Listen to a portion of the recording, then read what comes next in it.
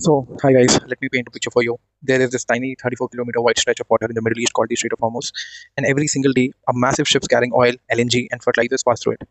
Now, here's the problem. The problem is in 2026, because of the Iran conflict, traffic through this route has basically collapsed over a period of time. And what Donald Trump has recently tweeted about how he'll be blockading every ally on the Strait of Hormuz. He will try to disrupt every ally on this passage. We are talking about a 95% drops over a year. Insurance companies gone. Freight cost up by more than 90%.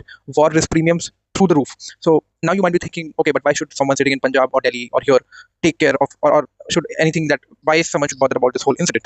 Because technically, see, this is not just a Middle East story or Middle East conflict or Middle East war that is happening currently. This is directly something that is hitting India's fertilizer supply, which is literally the backbone of our agriculture. So technically, the global urea prices are already up by 20-30%. And our domestic plants are struggling because of the LNG, which is already tight. And if the situation drags on, it can hit technically Kharif crops of 2026, the food prices, and even the government subsidy bill. So government is trying to maintain through the subsidies, but it is actually making a vicious cycle or vicious loop over here. So what we will do is we will try to break this down about how the latest 26 data, the exact chain reaction, the government strategies and policies, and all the important nuances that we need to understand this whole situation. So first, why is this tiny strait is such a big deal for India? So geographically, it is the narrow passage between the Persian Gulf and the Arabian Sea. On one side there is Iran, and on the other side Oman is there. So, but economically, this is the passage which makes a lifeline. Around 25% of the world's seaborne oil passes through this passage. There is a huge volume of LNG moved through this route, and most importantly, near one third of the global fertilizer trade happens in this passage. So, what we're talking about is about 16 or 20, around 16 to 22 million tons of urea and related products every year will be coming. So, Gulf countries alone produces almost 45% of the world's traded urea, and global bodies like UNCTAD and FAO have already warned in early 2026. This will not be just about the energy crisis anymore. It will be technically a whole chain reaction or a vicious cycle. There will be a lot of energy shock, and that energy shock will lead to so much of fertilizer shock, and that fertilizer shock would technically make the food security risk at very high. So now bring India into this picture and how India chips in over here. We are the second largest fertilizer consumer in the whole world after China. We use around 60 million tons annually. So yeah, technically this is very, very serious. So the numbers don't lie, because let's talk about the hard data over here. According to the Ministry of Chemicals and Fertilizers, in 2024 and 2025, the total consumption around 600 and 655 lakh metric tons, which records highest till now.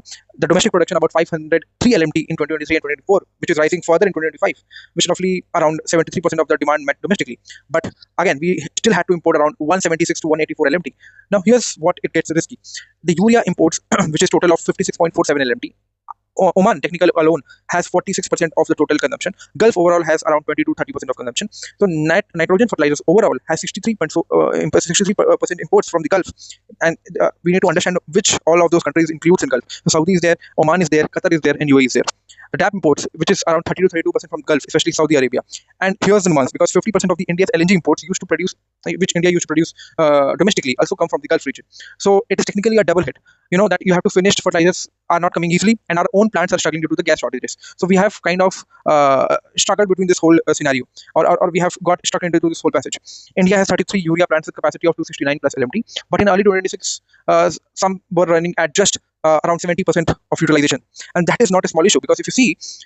And if you see, to understand the impact chain in simpler terms, the direct disruptions that the ships from the Gulf are either stuck or taking longer routes like the Cape of Good Hope. You know, that adds 10 to 15 days of extra and massively increases the cost of this whole shipping. But even when India buys from the alternative like Russia, Morocco, or Canada, it is more expensive, because in fact India floated a 2.5 million ton urea tender in April 2026 at premium rates. So that is how India is trying to balance it out, and it is costing it a lot than what we are thinking of. Secondly, the energy shock. The urea production depends 80 to 90% on natural gas. So LNG shortage would be equal to higher production cost and lower domestic output. Plus, the key inputs like ammonia and sulfur have also become expensive because of all these shortage and the increasing cost of this whole structure. So the ground level farmer impact we can assume and we can understand from here is that small and marginal farmers, which is around 80% of the total India's farmer population, will get hit the most. Even with subsidies, the effective cost will rise. Farmer may use less fertilizers per acre. I mean, the experts technically are warning that 5 to 10% yield drop possible in crops like rice, wheat, maize, if this technically continues for a longer period of time, because some farmers may even shift crops entirely. And what I feel that Trump will not like to step back, because this is what the chance that he was trying to do a year back with India, that he was trying to impose a lot of trade barriers to India, and what he was trying to do is to isolate India in terms of farming, because we were not ready to sell imports. We were not ready to bring the foreign markets in our farmer machinery or farmer market, and that is what he's kind of taking the revenge. And I feel that he will not be able to come to a conclusion or will try to negotiate here. If India does make him negotiate, it would be a big masterstroke from India. And I'm saying it right now over here, that if India tries to somehow convince America for this bark, that if America gets to understand this whole narrative that how India is getting impacted, and it releases some of the choke points from the Strait of Hormuz, I will again say it categorically that it will be the most masterstroke foreign policy that we have seen over a large period of time.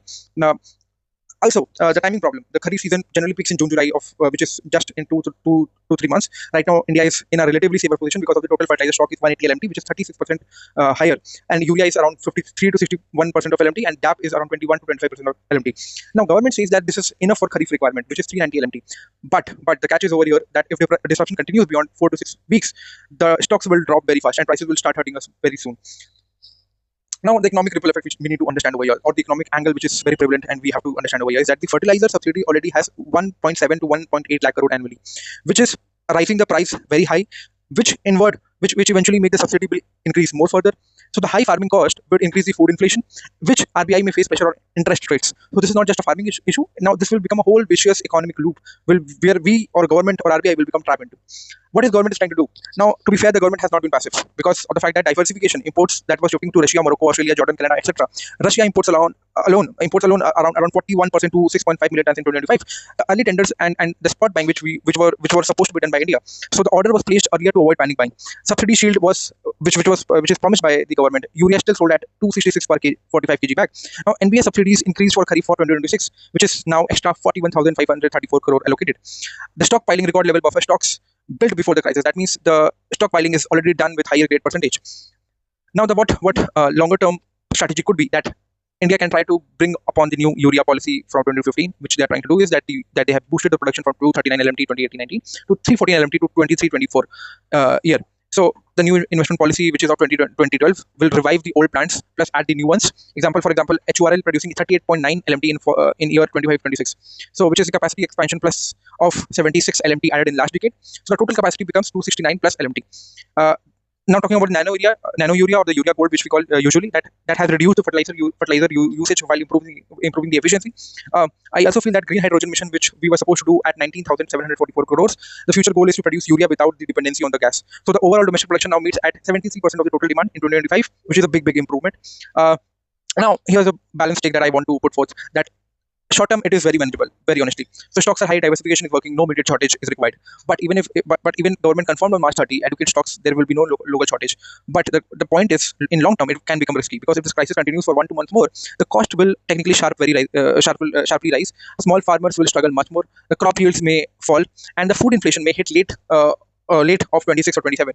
And also this is not just about the shortage, which is I'm talking about. It is about the price pressure and the physical burden that the government or the RBI will be facing over a longer period of time. And globally, India is one of the most exposed countries along with Brazil. So FAO and UNICEF, UNCTAD are calling this a cascading global shock, which countries like India will have to suffer much more. So yeah, the Strait of Hormuz is not just technically an oil story. It is technically a food story for India, because the government's mix of diversification and subsidies and long-term policies is helping. But the real security will only come when we reduce the dependence on any single region.